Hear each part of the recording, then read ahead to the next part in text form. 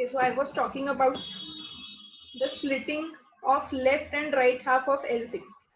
Now L6 left half has only 2 points P7 and P6 and the median is P6, so we split horizontally at the median, that is P6, yielding L9.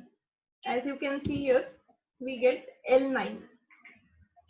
Then L6 right half contains only 1 point, that is P8. So directly we get P8 in the tree.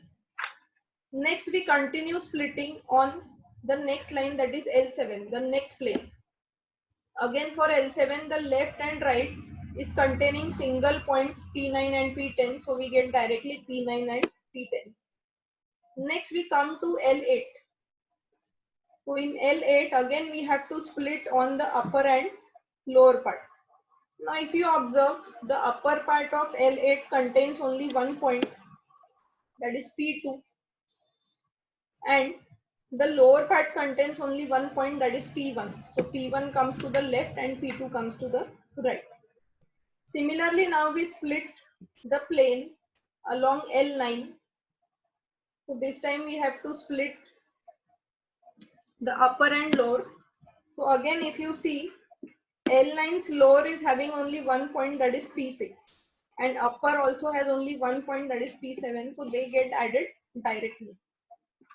So this is how we construct a KD tree.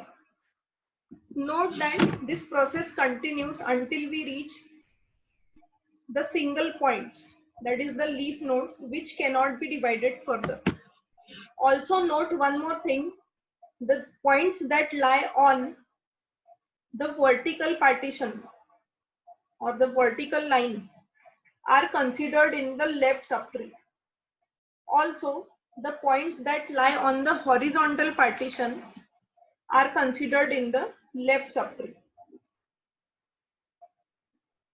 So whenever we have points on either vertical partition on or horizontal partition, they will be always considered in the left subtree, that is the left part and the lower part. Okay.